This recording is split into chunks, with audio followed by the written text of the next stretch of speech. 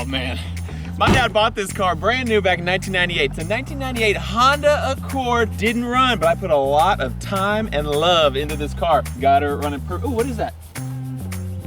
Oh, good. Not a scratch, just a smudge. Good to go. I love this car.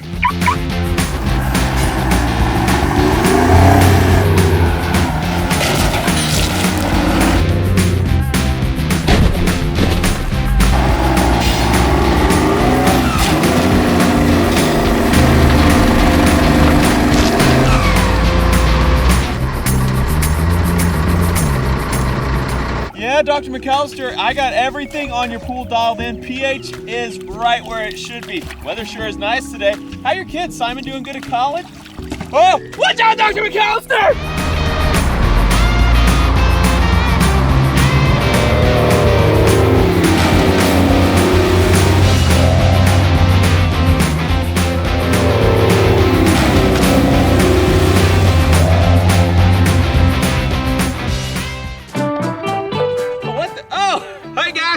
Hey, Uncle Joe, there's neighbors out here. I'll be right back. Hey, you like the house? Built this by myself, my own two hands. Real labor of love. You know, I wanted to do it for my wife, Martha, our 9 kids. Uncle Joe lives with us as well. He tends the garden. Not very well, but what is that? Uncle Joe, there's a... Never mind, you're good.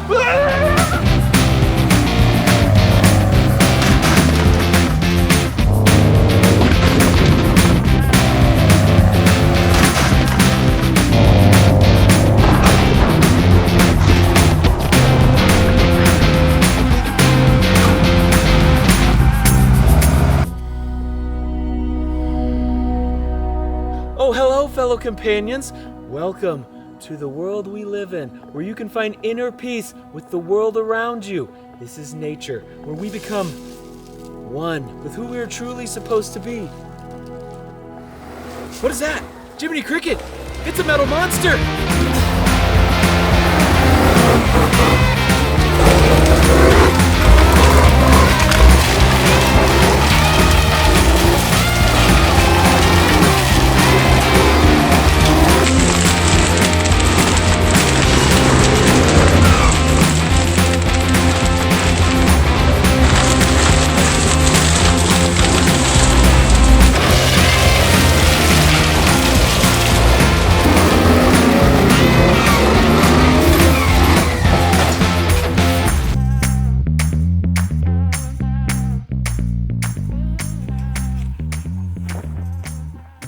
Hey, I broke the 5-ton. I don't think very badly though. So we kind of got a tree stuck up under it. It was stuck really good. I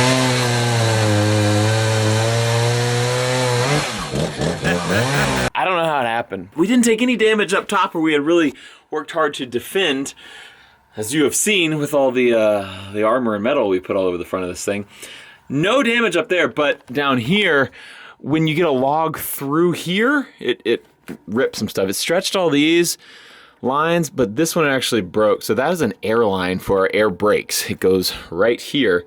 I think I can just cut a fresh end on that, unscrew this, and I think I can get it back in there. But if I can't fix it, the truck's gonna sit right here because it has no brakes. Yeah, and 20,000 pounds with no brakes is a bit sketchy. And this one's definitely the worst leak. Ugh. But I think there's another leak up front too. I thought I heard something. Not totally sure because this one was so loud and the truck's very loud. So I'm gonna fix this one and then see if our air tanks hold air, at least enough to get this home, because right now I'm just working in the mud. I'm hoping this comes out easy and I just shove, need that. Yeah, so I just need to take, ooh. What? So it's got this piece of metal inside the tube and then a little brass fitting around the tube. Both are really stuck. So I hope I can just pull these out and redo it. If it's glued in here, it's gonna make it pretty tricky. Yeah, like if that's pressed on there. Ugh. Come on, get out of there. Sweet, not glued, okay. I can just cut this thing out probably. Easy as that. I think I got it fixed. Just need to screw this on and we'll see if it holds air.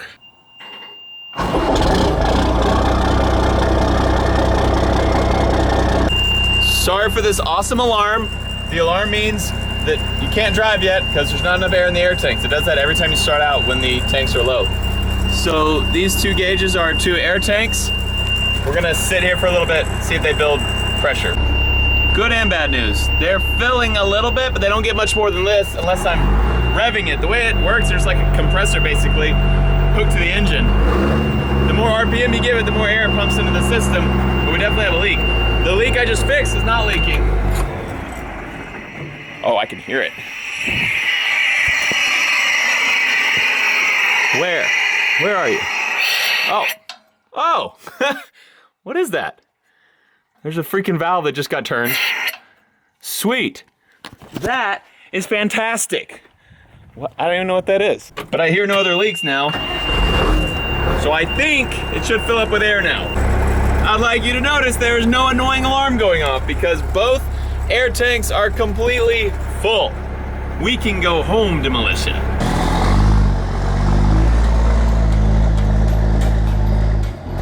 I have Brandon here. Hey, dude. Who did all of this work in his shop. Yes, sir. So since you saw it last, we drove through a lot of stuff. Like a lot of stuff. Yeah, and I've seen their preview clips. It actually held up. I mean, actually, I was gonna say pretty well, but I can't even say pretty well. Like the work is perfect. I was nervous for him to send me the clips when he first. I was like, oh gosh, what happened? But I mean, you can look at it yourself. Yeah. Nothing is even dented. Nothing. We just scuffed the paint. It's paint. Not even like rope scratches. Just no. scuffs. There's no dents. There's no bends. There's no like. I was worried we'd hit something so hard that it'd kind of kink it. But I mean, how big is this pipe? This is going to be 1.5 inch pipe or 2 inch OD. So. And then this is a big 4 inch bull bar. Yeah, this is 4 inch. He shored up the bumper. So you can't really see it, it's dark, but he put a bunch of supports in there. So this thing is much beefier. And then, I mean, things like this that I wouldn't have thought of. Like you made this hinge because this thing hinges out of the way and he put big gussets that also kind of act as ramps. When something's coming in here, they'll redirect that force up there. Yeah, it's going to take a lot to, the concern was, if we didn't have anything here, this was going to be one of your impact spots and this would shear off. So, I mean, we got 8 of these along the whole front. And so really, your main impact is this bumper and then it's your higher stuff is up here. Which that's what we found. Like when I hit the car hit right here on this point of the bumper mostly, and then the ramp of the bumper kind of shoved the car down. This thing took the impact of the shed first, so it kind of broke the shed up, and then it just smashed against here, smashed over the top. It was a little scary. It hit that windshield super hard. Like a huge, like bunch of 2x4s and a big sheet of plywood went bam, hit that thing. But how big is that expanded metal? It's number 4. So, and it's like almost like 3/16 thick sheet metal. It's and it's so beefy. Cutting slits in the factory, and then they spread it apart. So that's extremely heavy duty. Yeah, I mean, it got hit. I was going probably 40, 50 miles an hour. That whole window unit, it weighs like 100 pounds. So I'm surprised it only weighs 100 because I have to lift it up and it's heavy. It's it might be more, but it's extremely heavy. Very heavy. And so that took a huge impact, no damage at all. And then I like all these things. So like little things where you that's basically a gusset. Yeah, it's a gusset, but then, because you have, this is obviously you can see where this is a hitting point, and so, this whole area, and then, we changed this all up. So this all is incorporated in this whole front end. It wraps up, and so, and then we have all these little gussets. Right, I didn't show these little gussets there because you're thinking about the force. Anything might come through and hit here. That bar's definitely not moving with those 2 gussets there. So you got on the back sides, both here. Yep, little one there. And we didn't worry about it here because this is your back end, and you don't worry about too much. You will notice that we changed this. We used to have the flanges on each side, and we had, I don't know, it was like there were 16 on each side. No, there were 8 on each side. No, now there's 4 on each side. Yeah. So yeah. So there's half the bolts, but they're way bigger. Yes, because when we had it in the shop, and after we welded on and we're using it, we realized that those flanges were not going to be the best option after all because of alignment issues, and so we switched over to this, and it works way better. You sleeve those holes too, right? Yes, so you can crank down on these bolts and you're not going to collapse this So pipe. He cut a hole in this big pipe, and then he put a sleeve through there and then welded it in place. So that thing is solid and tight. So, and that also is so when it gets moisture or water, it's not going to pull up in there and rust Right. out the pipe. It's the same thing if you look with your pins at the very top. Yep. It's going to be the same. This one's concept. right there. I did break the mirror. I shattered the glass there, and then this actually just sheared a bolt. That was not Brandon's work. That was factory. Factory sheared that old 5-ton bolt off. So I need to fix that. Otherwise, I mean, we didn't hit anything else, so I didn't roll it yet. So that's not good. yet. So all the roll cage should be good. Tip over. It's going to take a lot to roll over. Yeah, rolling would be bad. We got gussets all over this place from here to all the way. I mean, you can't even really see, but. Oops, sorry.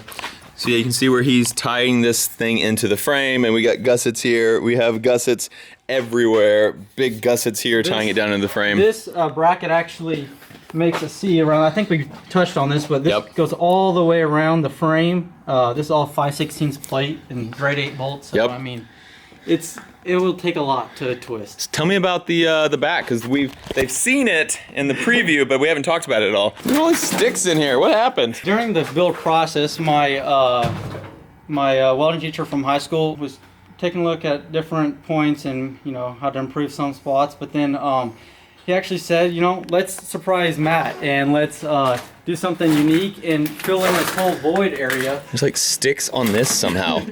I don't know how that happened. And dude, it looks awesome. We came up with the students actually drew up the logo in SketchUp. We cut it on the CNC machine, and we never even told Matt about it. It was gonna happen. Then when he came to pick it up, it was a surprise for him. And super cool. And it helps so that appreciate you guys. So that's awesome. And yeah, and then so what's good about this is not only does it look cool, it works as a gusset as well. Yes, exactly. So that whole big square, instead of having pipe or something, it may not be as strong as if it was a solid sheet or pipe, but it does something, and it looks cool. Looks cool, keeps people from breaking into the back window, getting in there. And he had asked me, I kind of had an idea he was doing something, because he was like, do you use that back window much? And I was like, no, you can't see anything out of it. So he's like, perfect. So, exactly. So now you really can't see anything out of it. I mean, you can see, we got a little light through there, but you don't use it. I have cameras for backing this thing up, so it's good. And then your roof? I think we might have showed that before too. I don't remember. Might have, but we got the whole X9. We kept this very close to the top of the roof. This circle piece also kind of helps as a gusset. You can't really tell, but it's all plug welded in there, and then it also is kind of a area if you wanted to mount a GoPro or maybe in the future a flagpole mount. For there you go. So. There you go. But no, other than that, I mean, she's you won't be able to miss her on the road if you weren't. Oh gosh, yeah. I know, it's like, this thing is the most visible thing on the road ever, and it was before, now it's even better. Even better. When we first started building this, we had a slightly different plan. A lot of you guys were like, hey, you need triangulation on there. We saw tons of comments hating because we needed triangulation. And the reason that those comments were on there is because I said I want to make a roll cage, which I shouldn't have said that, because I didn't actually want this to be a roll cage, because to make a roll cage for this truck, it would have to be insane. We would have had to strip the interior completely, taking it, almost take it down to frame practically. I mean, if you wanted to do legit, 100% all the way monster truck style, but this is really a brush cage in a way. It was made so I can drive through all the kind of stuff that I drove through in this video. I want to be able to just smash stuff with this truck. That's the plan. It's so I can drive through all that stuff without like ripping fenders off, because if I would have hit any of that stuff I hit in this video without this, we would have some actual damage, not like I cracked a mirror, which is actually the only damage we have besides the airline that I already fixed. So we wanted a brush cage. I also do want it in case this thing does ever fall over on its side, because sometimes we've done some dicey things.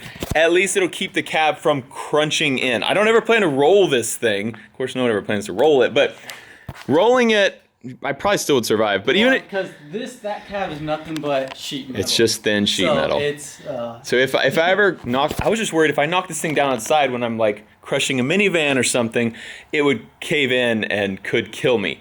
Now I'll live. But if we knock this thing over, I'll live. The truck will still probably be totaled, because we didn't build a roll cage. That wasn't the plan. Lots of people are saying they don't want to see squares on this thing either. They want to see triangulation, which is what's accomplished by gussets and things. That gives it strength.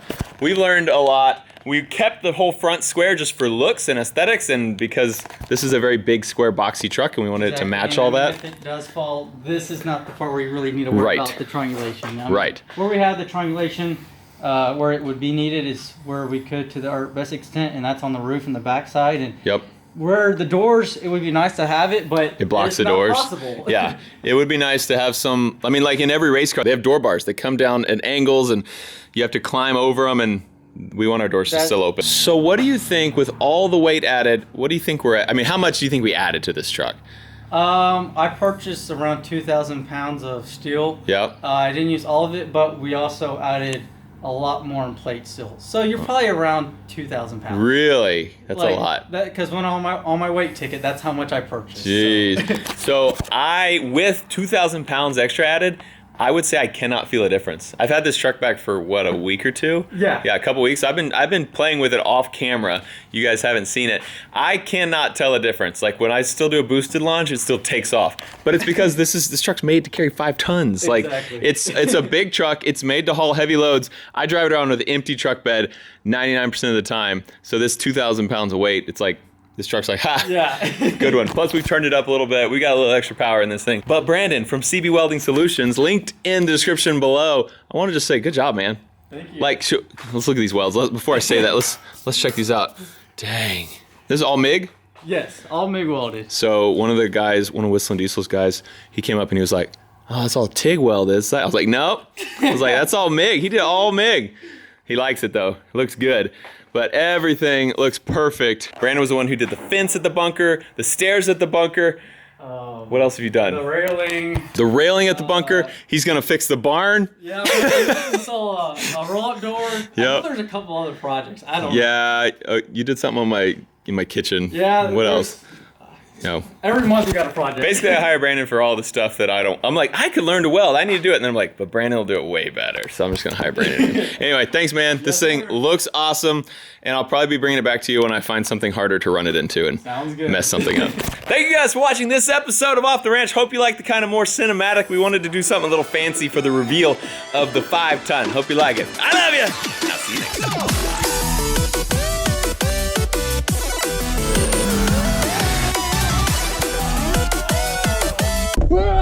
Oh. Hey, what camera is that? Number... Shut up! Don't tell Mayor.